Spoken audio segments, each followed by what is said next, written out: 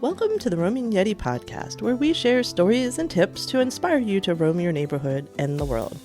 I'm your host and head Yeti, Beth Scalacci. Today, let's talk about our trip to Paris. I have finally recovered from jet lag and the 65 miles we walked in 8 days, and I'm ready to share our trip with you. Before I get into some of the day-to-day details, I just wanted to share some overall thoughts of Paris. Paris is beautiful. It's a beautiful metropolitan city, and it truly has something for everyone. Walking down the streets, you walk down the streets, there's shops and restaurants, and it really looks like you're in New York City or any other, U.S. metropolitan area. But it was a bit surreal because you turn a corner, and there's a beautiful and historic, building, monument, church. It just just everywhere you turned, there were these beautiful buildings. But you were just on streets that look like any city. So it was just really interesting and surreal and a lot of fun. Paris boasts, when I looked up, approximately 130 museums maybe.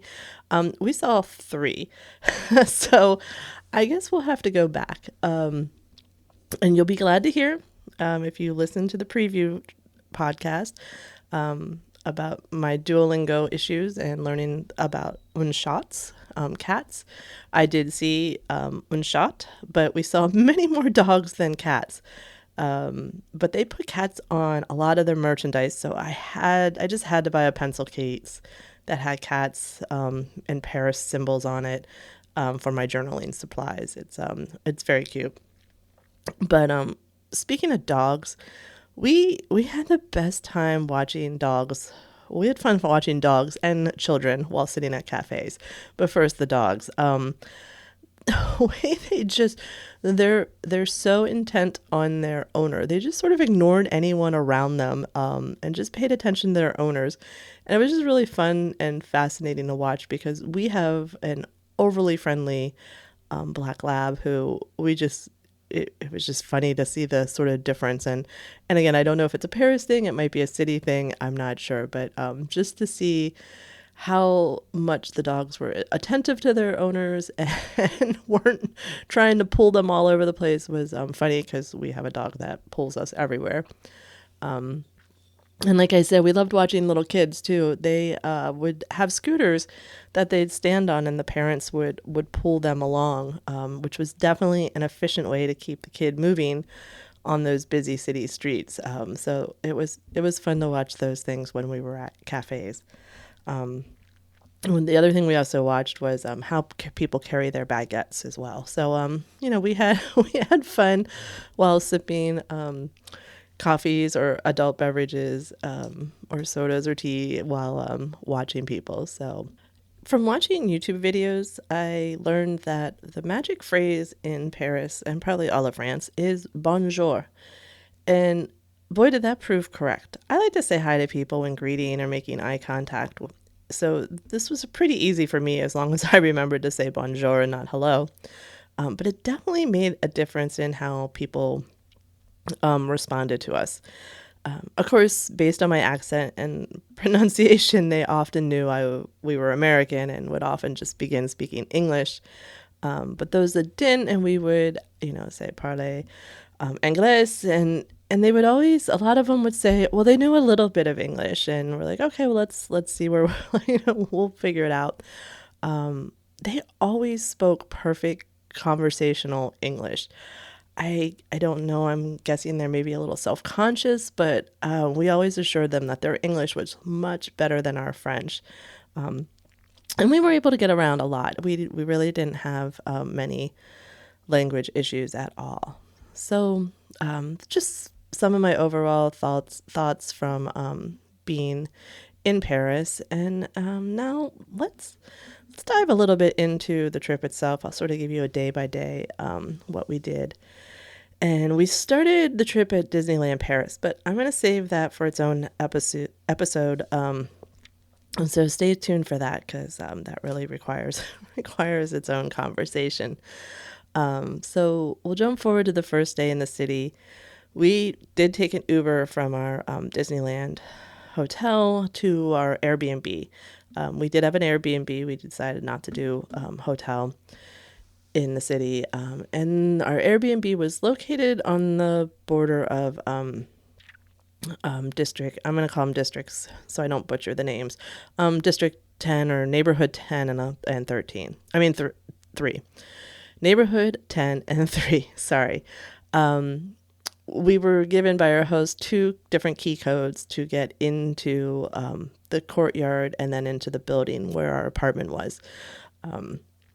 Which at first we were sort of like, wow, that, is this, are we safe? But we were safe everywhere in that city. You felt very safe, but it was just to get into different parts. You walked first into a courtyard that was just full of potted plants and trees, and people had on their windowsills plants and stuff, and it was so peaceful.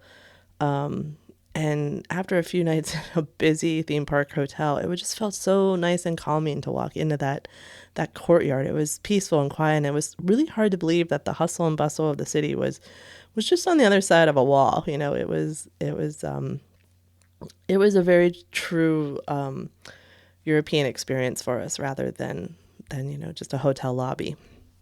The Airbnb was really nice. It was called the Outstanding Artist Loft, and it had 2 really cool murals on different walls. And it had it truly was a loft. One of the bedrooms was up on a loft above the kitchen. It was really neat. The biggest adjustment we had was just getting used to how to use some appliances, just because things in Europe work differently than they do here in the US, including the washer and dryer. So at times a manual would have been helpful, but we got it figured out. And by we, I mean John figured it out. The washer and dryer is actually one unit. And so until he figured out how to sort of get that setting, we were able to do a few loads of laundry during our trip, which made it really nice. I didn't overpack for once. I did not overpack. So thank goodness for John figuring out the washer and dryer. We knew we were getting in to the city around dinner time. So we had messaged the host of the Airbnb some dinner suggestions. And we were surprised by one of them. One of them was for a Mexican restaurant called Guacamole. And it was Cinco de Mayo, so we decided to give it a try. And it was a really cute but small cafe. There were about 4 tables inside and maybe about 5 small cafe tables outside. But we were lucky. People were leaving, and we got a table. So through a combination of French, Spanish, and English, we got our order. And I know what you're thinking. You had Mexican food in Paris? Yes, we did. And honestly, besides pastry, we only had one French meal per se. Paris is an international city, and in the neighborhoods, there were so many amazing restaurants to try. Also, I want to go on the record to say that those chorizo nachos that I ordered, were some of the best nachos I've ever had. Not just in Europe, but overall, the ingredients were just really fresh and a good combination. The right size, not a huge portion, something you could tackle. And they tasted so good. So it really was the perfect way to though not a traditional way to kick off that part of the trip, but it was the perfect way for us. After dinner, we stopped by a small grocery store to pick up supplies for the apartment, mainly snacks, some stuff for breakfast, and some beer. We found a few European beers, a few French beers, and it was really good selection. One of the items we did purchase for breakfast was I believe it's Liege waffle, Liege waffle, but it's a Belgian waffle, and then it has clusters of caramelized pearl sugar baked into them. Yes, they are as good as they sound. And the ones we picked up actually were then dipped into dark chocolate on one side. And I was a little concerned they would be too sweet, but I thought it was worth the risk, and they weren't overly sweet. They were perfect. I really appreciate in Europe the things are not overly sweet. They're sweet, but they're not. I think we just put too much sugar or corn syrup. I'm not sure what, but it was the perfect thing. And that and a shot of espresso in the morning, and we were ready to go. So on our first full day in Paris, we headed off to Neighborhood 4, where we did make a pit stop on the way for a cappuccino and a cookie. It was nice to stop, and they had a counter to just sit and, have our snack and have our drink and not, doing it on the run. It was sort of relaxing. It was a nice break on the walk. And, I'm always up for coffee and a cookie, to be honest. Our first stop that morning after the cookie and coffee was the BHV Marais department store. I had seen videos about this and just wanted to check it out. And the building is beautiful inside and out. And it reminded me so much of the big department stores in New York City in their heyday. Walking in and just seeing the beautiful clothing departments and, the perfume counters, and it just was gorgeous. And so we headed upstairs. We spent time in the housewares floor. They had some really beautiful Paris towels, and it's a neat place if you want to go for souvenirs that aren't your typical souvenirs. In addition to housewares, we also went to a floor. Not really sure how to categorize the whole floor, but it had books and paper goods, some souvenirs. It even had craft supplies and fabric, sort of just a lot of different things. And we spent a lot of time there because there's just so much to look at. I actually found a journal and a set of postcards that I fell in love with and purchased those as some souvenirs. Like I said, there were just some really neat options that we didn't see the rest of the trip, so I was really glad I picked those up. And from the store, we had to go walk by Notre Dame to see the progress of the rebuilding. It's such a beautiful church, and I can't wait to see it once it's complete. It's stunning, and I'm so glad they are rebuilding it. Next up was the Latin Quarter, which may have been my favorite area that we went to. Had a lot of fun shops and pubs and not pubs, cafes and stuff, and it was really neat. It was one of those areas that I wanted to remember to go back to, and I forgot just because we got so busy with everything else. But that Saturday we were there happened to be free comic book Saturday, comic book day.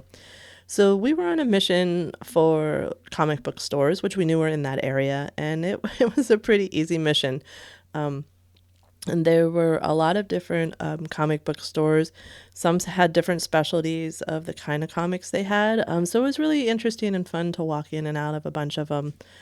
Julia was looking for French versions of her favorite characters, and she found them and was able to pick up a few comic books that were in French, and it was really cool. So it was fun to see ones that were like, Je suis Black Widow. So that was a fun mission, and we found a lot of stuff. It was also neat to see how many people were in the stores for free comic book day. So it's definitely an international thing, and they did have free comics for people purchasing. So it was just neat and fun, and something totally different. From there, it was time for lunch, and we headed off to our next stop. Our plan had always been, and if you listen to the planning video, you know this, our plan had been to eat at the Bombardier British pub. But I totally forgot that the day we had planned to do that was also the same day as the king's coronation. So luckily, by the time we got to the pub, we were able to get a table because a lot of the main coronation events had ended, and so people were heading home. But it was a lot of fun to hang out there for a bit. People were definitely having coronation parties there. They had hats and tiaras, and it was just a really truly unexpected experience that that I'll cherish and remember for a long time. Again, one of those we had planned on the restaurant on that day. Totally, totally didn't think about the coronation. So I did learn that there is something called a coronation quiche, which was chosen by King Charles and Camilla as the signature dish of their coronation. And their specific one had spinach, broad beans, and tarragon in it. It was on the menu. So I was like, well, I feel like in order to celebrate, I should give it a try. But they were out by the time we got there. So instead, I ended up with a traditional beef pie, British beef pie. And it was so good. I'm really glad now, looking back, that they didn't have the quiche, because I would have missed out on that pie. And that would have made me very sad. The Pantheon was nearby, so we stopped by there to take a look and get some pictures after lunch. We did a lot of sort of walking by and taking pictures just because there's so much to do. So we didn't spend tons of time at a lot of these locations, but we wanted to see them at least. And also, as you're probably figuring out by now, I enjoy and I love this touristy things and taking in, the sites that you're supposed to, but I just really love the sort of in-between moments, that the things you get to observe or be part of, more getting into the culture and just seeing sort of what people do and interacting with people. So I hope that you will indulge me in this episode and future ones while I share those moments with you, as well as the things we saw and did. I think those are the things that make vacations truly memorable. So definitely gonna share those as well. One thing I was on the lookout for during our trip was street art. Paris has a lot of street art, and specifically the Space Invaders found on buildings. They were put there by an anonymous French street artist known as the Invader. And they're these tiny, they look small from the street, but they're tile mosaics that are modeled after 8-bit video game artwork. So think our Atari games, our fun Atari games back in the day. And so while the Invaders' work is in other cities, Paris has the most, with about 1,200 works of art throughout the city. And you can see them on corners of buildings and so forth. And, we took some pictures, and it was just sort of fun, just something to look at. It's sort of like when you're at Disney, you have the hidden Mickey that you're looking for. So as you're walking through the streets and stuff, it was just sort of fun to look at the art and look for those Space Invaders. There is an app that you can download and use to collect pictures of those invaders. I didn't use the app, but definitely would like to give it a try next time. I downloaded it here in the States. I couldn't get it to create an account, but when I was over in Paris, I was able to go through the process. So if you want to look it up here, download it on your phone, and then you'll be able to use it when you're over there. So it's again, I didn't use it. Just by the time I sort of figured out that it might work, it was too late. But it's definitely something I would give a try. And if you do, let me know, because I sort of like to know how the app works. So that was a busy day one. Actually, every day was really busy for us. So it was a lot of fun. The next day was Sunday, and we had 2 museums to visit. So again, another busy day. But it was raining off and on, which was pretty much the same weather every day of our trip. Once we got into Paris, that I would say that was the one thing that sort of dampened the vacation for me, because with raincoats and umbrellas, I didn't pull out my camera as much. I didn't pull out my video camera. I didn't pull out Addie for pictures. So, I still had a good time. I think I just was like, I'm just going to be in the moment and not worry about all those other things. So, but yep, rainbow, raincoat, umbrella, and we headed off to meet our Uber driver to our first museum, which was, all right, here I go. I'm going to start butchering French. Get ready. The Pavilions de Barcy, which is located in an old wine warehouse in neighborhood 12. And it's known as a theatrical museum.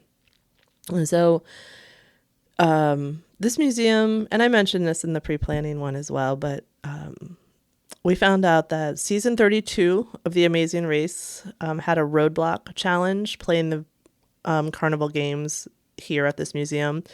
And also for you Emily in Paris fans, this is where the Fortier party was hosted in season 1, episode 7, I believe.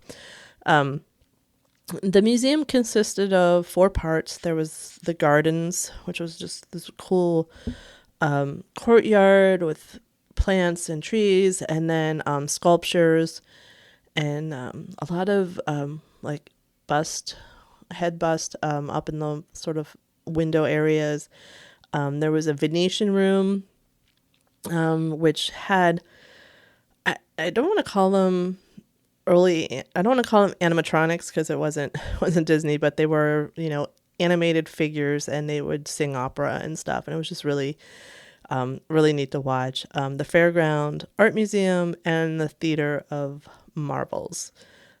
Not those marvels.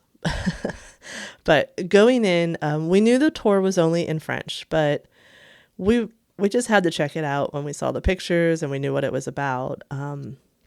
And I'm so glad we did. We learned it's in French because a lot of French families come.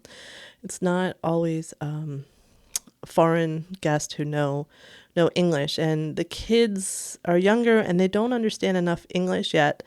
So they make sure the kids enjoy it by doing the tours in French, which totally made sense and was one of those things that once you sort of found out, it was like, oh, that's so cool.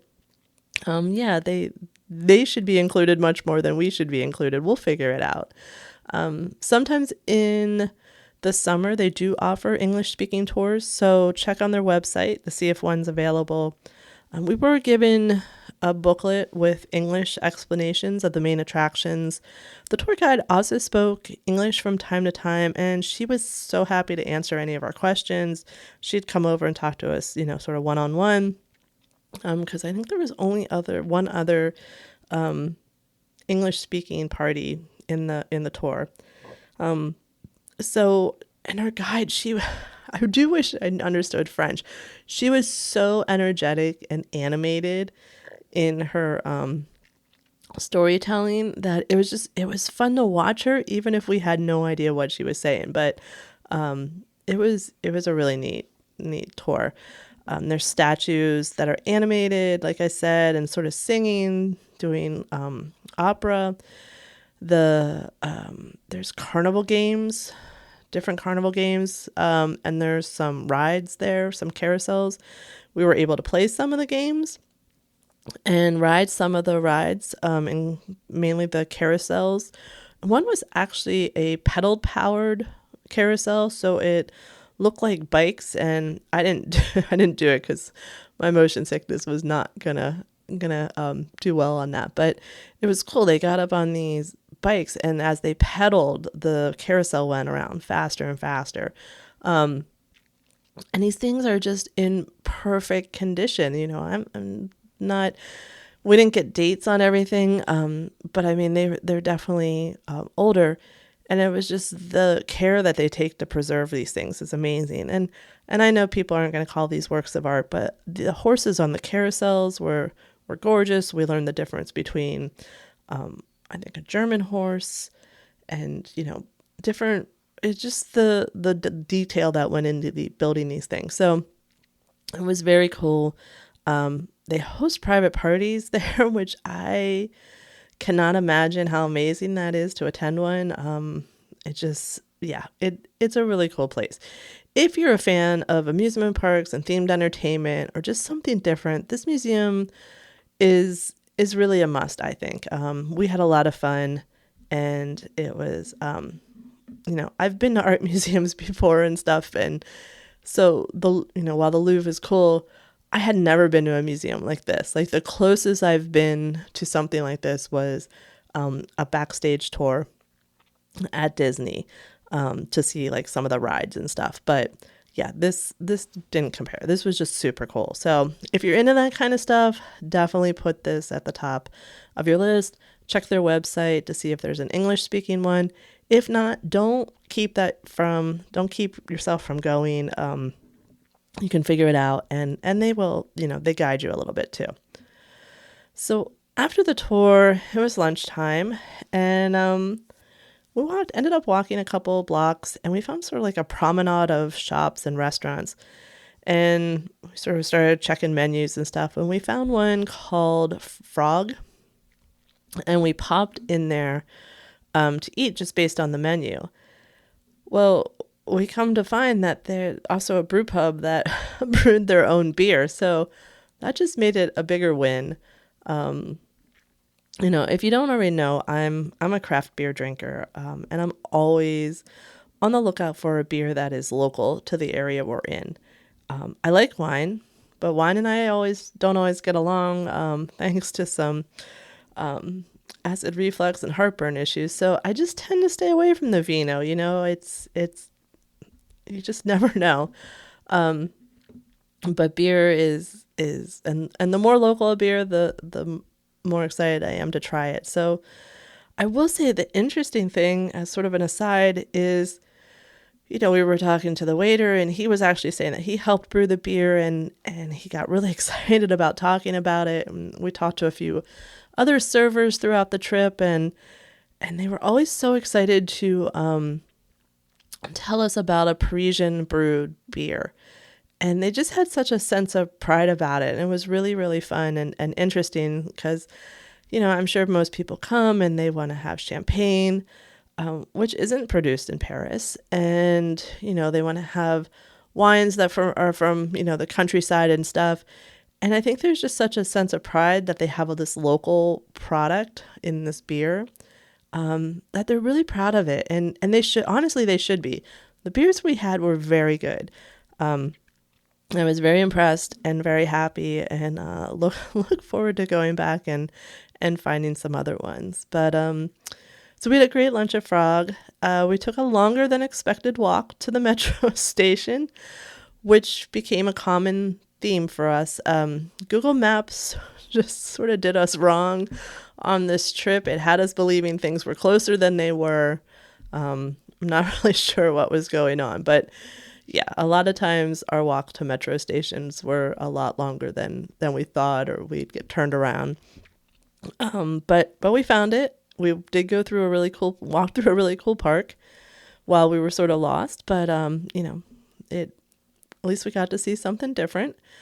So we did get the metro station. We figured out how to purchase tickets and navigate to our next tour, which was the Louvre. I will say about Metro quick, it was a lot easier to use once we sort of figured it out. If you've been in the DC area, it's very similar to the DC Metro, and I'm sure like other metros is, it tells you the two end stations.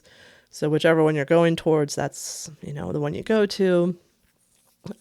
We bought like 10 packs of like one-way tickets. So, we used those. Once we sort of figured it out quick, it was great to use. We had no problems on the metro. It was very safe, very clean, and I'm thinking we weren't at a super crowded time, but sometimes you're packed on a little bit, but not too much. It was a really good experience. So definitely recommend trying out the metro when you're there. We were a bit early because we didn't know, we wanted to pad our time. We didn't know how long the metro or how long walking would be, but we got to the Louvre a little early, and it started raining again. So we grabbed a drink at the outdoor cafe and huddled under the umbrella to stay dry, and enjoyed people watching. Everyone just taking pictures outside the Louvre and around the pyramids. It was fun. People dressed up, people changing outfits. for, their Instagram shots and TikTok and stuff. And it was, these people are out there really working it hard. So kudos to them. I think we saw some wedding parties go by. So it's definitely a fun place to sort of hang and watch the coming and going. After our drink, we met up with our tour guide, Nick. It ended up being a private tour. I knew that, but sometimes when I'm reading the descriptions and I'm in a hurry, I didn't fully pay attention, but it's very cool. So there's a groups area in the Louvre if you're a certified tour guide. So we were in the group area. He had a locker so we could drop off our raincoats, which was really nice because we didn't have to carry those throughout the museum. And he was very good. And I have to admit that as we walked around the building and then inside, I was much more in awe of the building than the artwork on the walls. Don't get me wrong, the art is gorgeous. And I thoroughly enjoyed it, but like the building and the history of how, the building was added on to and what it was, and it was just really, really interesting. I guess architecture is one of those things that I'm always fascinated by. So telling me the story of the building was really cool. Nick knew the whole history of that. He knew the history of pretty much, every artwork piece we saw, he knew about it. And I'm going to put a link to his tour in the show notes. It is an affiliate link from Viator, but I can totally vouch for his knowledge. He was super nice. He was very thorough. You can completely customize that tour. It was our first time, so we just wanted to see some of the highlights. We weren't, I was like, just show us what you think we should see. And so we saw a lot of cool stuff. We saw the Mona Lisa. There's a line that if you want to get closer to it and take pictures, we opted to skip that. And then when we had some time left, he piqued our interest when he asked if we wanted to see a mummy. And, that was an offer we couldn't refuse. We're like, what? There's a mummy in the Louvre? And so, yeah, he took us to the Egyptian area and we walked around and he told us some stories and showed us the mummy. And it was really very interesting as well. So there's definitely a little bit of everything. The Impressionist artwork is not in the Louvre. And that's some of my favorite work. So I'll definitely have to go back to Paris just to go see that museum. But you could spend days in the Louvre. We only scratched the surface in the couple of hours we were there before closing, but it's, it's one of those things I guess you have to do. It's very crowded. So 2 hours was probably good for me. The 2.5 hours we were there, but it's gorgeous. If you love art, if you love Renaissance art, it's definitely worth the crowds for sure. So after our tour, we started heading back to the apartment. At this point, I was sort of hitting a wall. I get to a point, and this is probably in the TMI, too much information, but, I want to be honest with you guys, where I guess I'm so hungry, but I don't feel hungry, but I get a little hangry, like I get a little grumpy, I'm not going to lie. And I think we were all sort of at that point, so it was not going great. And so we started looking for a cafe or something to stop and eat. And of all things, we found an Italian restaurant called Baci Baci. And we stopped in there because pizza just sounded good. And I'm so glad we did. It was amazing pizza. We had a charcuterie board. And the carbs and the cured meats, we all felt better. So if you pass the Baci Baci in Paris, Kiss Kiss, stop in for a bite. They're super nice, good food, good drink. it was a good it was a good stop for us for sure. So next day was Monday, and that meant it was time for our Eiffel Tower tour. Um, I was most nervous about this one. I don't want to say a fear of heights. I just don't love heights, and depending on the situation, I can get even more anxious about it. So I was a little nervous about what it was going to be like. And also at this point, my insomnia and jet lag were doing a number on me, but I knew I had to keep pushing, and that's what we did. So we took the metro, and on our walk to the tower, we stopped off at a pastry shop to get a pain au chocolat and a cappuccino. And I don't have the name of the shop, but it ended up being the best chocolate croissant of our vacation. It was such a beautiful shop. The people were so sweet. It was really on a cloudy day. It was definitely a little bit of sunshine to get us started.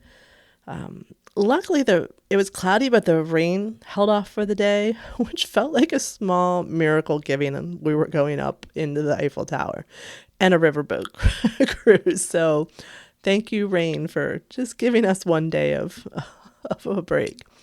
When we were walking up to the tower, we were walking through some fields and stuff, and it was just neat to see how the residents in the area used the park. There were a lot of dogs playing together, and it was nice to see it's not just a touristy area. We met up with our tour guide and headed up in the tower, and I have to say the view was breathtaking, but the tower itself was the real star.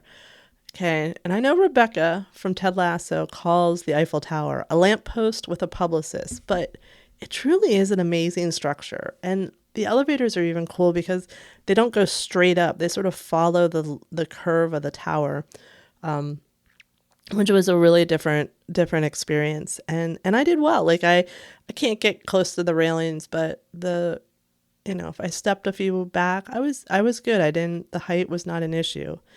But the tower, the structure is gorgeous. Again, I'm wondering if maybe I should have been an architect.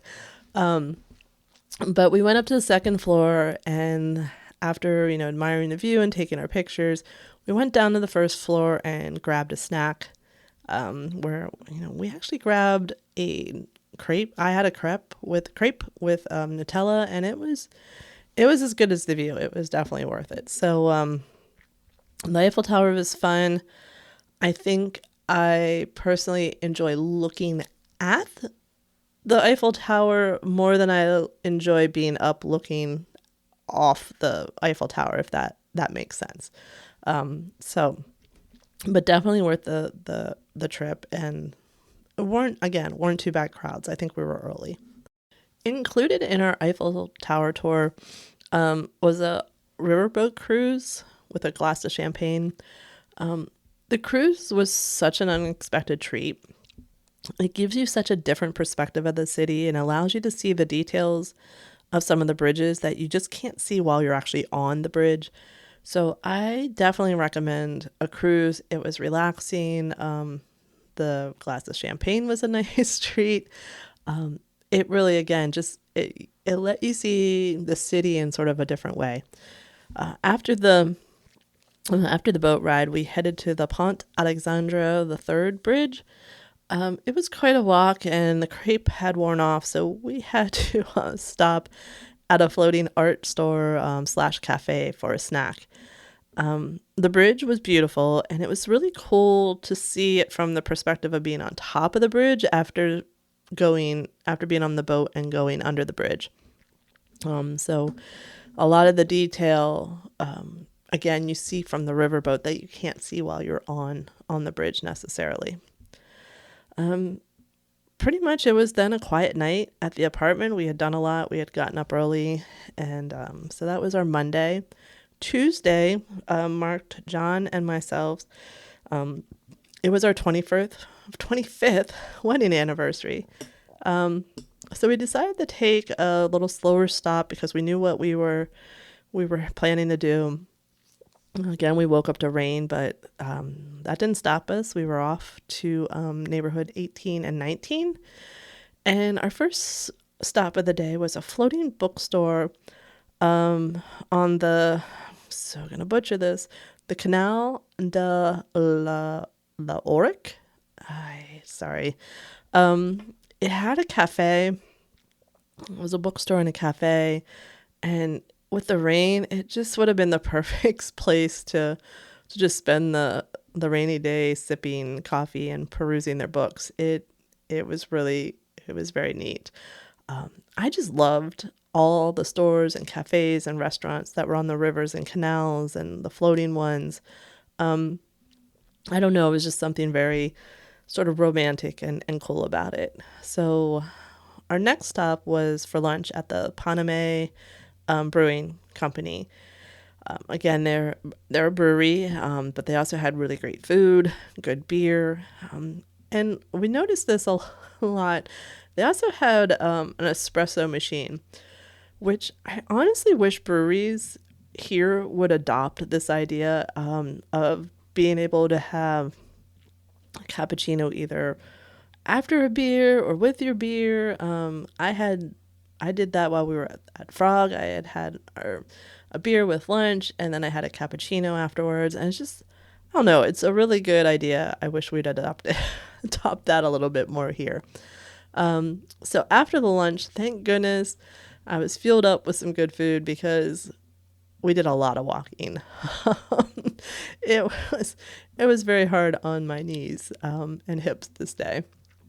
So we were heading to Montmartre, and I was really not prepared for the number of stairs we would be climbing from the metro station alone up to the Basilica in Montmartre. My knees and thighs were just burning. Like it was it was bad. I was not prepared.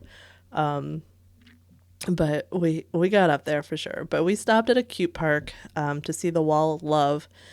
And I'm sure you've probably seen this. It features the phrase, I love you, in 250 languages. And I just felt like it was the perfect place to stop and get a picture for our 25th wedding anniversary. The wall is big. It's 430 square feet. And if you're in the area, it's definitely worth a stop. It's very pretty and a lot of fun. So again, more steps. We went up to the Basilica, which from there's an amazing view of the city that actually includes the Eiffel Tower. Unfortunately, it was a little cloudy and rainy, so we didn't get the full effect of the view. But on a sunny day, I can't imagine how gorgeous that is. We were sort of hoping we would be able to see that at night, stick around and see it at night and watch it light up, but we just knew the view wasn't going to be enough. So at that point, we knew we were going to have to head back to the Eiffel Tower that night to get a good vantage point of the lights. We were pretty worn out for the walk, and we needed a pit stop, so we popped into a cafe to rest up, and I finally had some macarons. They were so good. I could have eaten dozens of them. I restrained myself and just had the 3 that were on my plate. So they were definitely this is something I really want to learn how to bake. I've had a lot of macarons before that are okay, but these were so good. After a little fuel up, we weaved in and out of the streets. There's so many cute shops. Our weaving ended us up at Moulin Rouge. This area, it's the red light district of Paris, and it really reminded me of Times Square in the 70s and 80s. So you probably know what I mean. Let's just say I was glad Julia's not a little kid anymore. But as we were walking, we realized that a garment district was up ahead, so we had to go check that out. We went to a huge, I think 5 or 6 floor fabric store, and it was just really cool to walk around, look at the fabrics, watch people picking out fabrics for their projects. Would have loved to have known what they were making. Some look like fashion students, and so it was just really cool to look. And we sort of window shopped our way through many other stores as we headed back to the apartment. But at that point, I was pretty worn out, and I wasn't sure I was gonna make it to the Eiffel Tower at John and Julia. But I'm so glad I pushed through. We took the metro out to the Eiffel Tower. We stopped at a French bistro where we enjoyed a cup of French onion soup and a cheese tray with amazing brie, and it was just what I needed to make it through the rest of the evening. It was really, really good. And so we walked a few blocks to the tower and waited for it to get dark. I was very entertained by, there's some very enterprising men that were walking around selling beer, wine, and champagne to people waiting for the lights. We didn't partake in it, but I really appreciated the the effort and like, what do people need while they're waiting? This is what they need. So kudos to them. Good business move. The tower lit up I wasn't prepared for it. I was like, yeah, okay. No, it's so gorgeous. And I'm glad we stayed even to the top of the hour to watch it sparkle. The sparkles take place for 5 minutes at the top of the hour. I think that ends at midnight. I'm not 100%, but our pictures and videos don't do it justice. It was, I'm so glad, I was so tired, but I'm so glad I went. It was really, really pretty and definitely worth the time. So on our third day, not our third day, our last day, we were off to neighborhood 3. So again, our morning ritual of finding au pain de chocolat and cappuccinos. We stopped in a little place and we ordered, and then we realized there was no room for us to eat. So that meant eating outside on the street in the rain. In Paris, and I'm sure in a lot of Europe, eating on the go is not really a thing. They like to sit and savor, which I fully appreciate. But that wasn't going to be an option. So we sort of had to go. Now, being Disney park veterans who, if you go to Disney parks, you can't always find a table. So you get pretty well versed at finding somewhere else to eat, a ledge, and so forth. So that's what we did. And we got some strange looks, I'm not going to lie, and rightfully so. And as one French woman passed by, I threw out that magic word. I gave her a bonjour with a smile, and her look went from confusion to a smile and a slight laugh. And, like she realized, oh, just a group of Americans making the best of a situation. So it was fun. Don't forget those 2 words, that phrase when you're there. So our main goal for the day was the Picasso Museum. John and I had been to the one in Barcelona in 2000, so it just felt right to see the one in Paris. The galleries were stunning. The art direction of each room was themed to that phase of Picasso's work.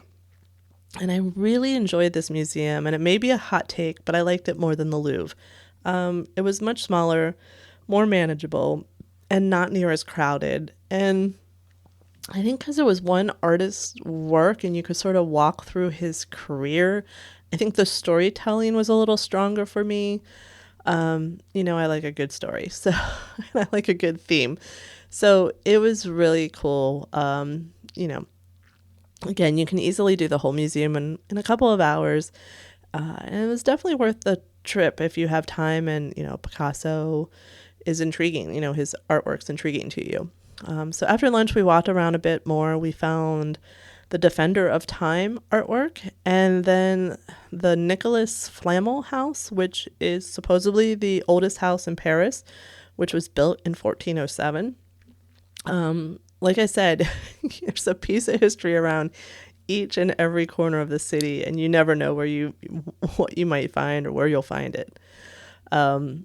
So we headed back after that to the apartment and the pack, and check out some high-end vintage and consignment shops in the area. The clothing was gorgeous, and I'm just not used to seeing Versace like hanging on the rack, but there it was.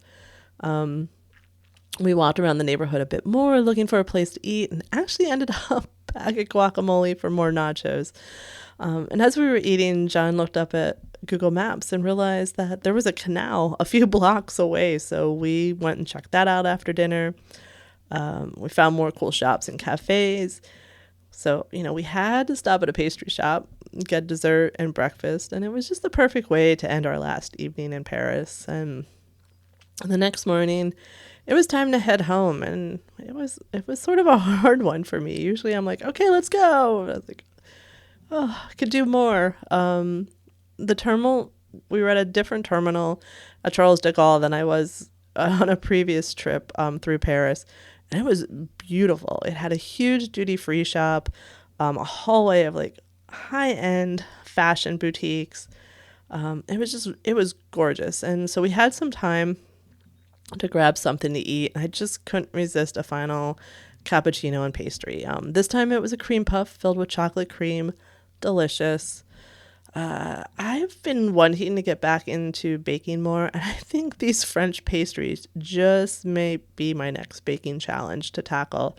It really rekindled that sort of desire to do that. So we'll see.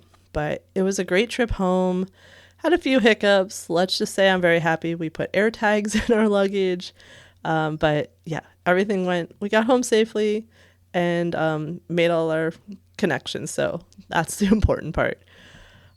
Paris, again, is it's beautiful. And just like any other city, you really can choose your own adventure depending on your interest and taste. Amy told us this, right? Like back in Amy's Paris episode, she told us like, you can find what you want and go do it. And I totally now see why people return to Paris so often and keep going back. I definitely want to go back and hit up some more museums and roam more neighborhoods.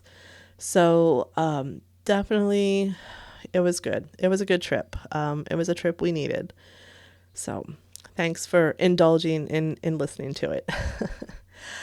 I hope these episodes inspire you to get out and roam, even in your own neighborhood. And so please subscribe so you don't miss future episodes.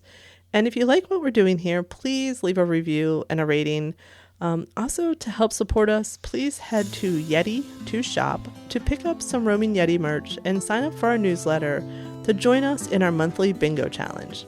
Talk to you soon and keep roaming.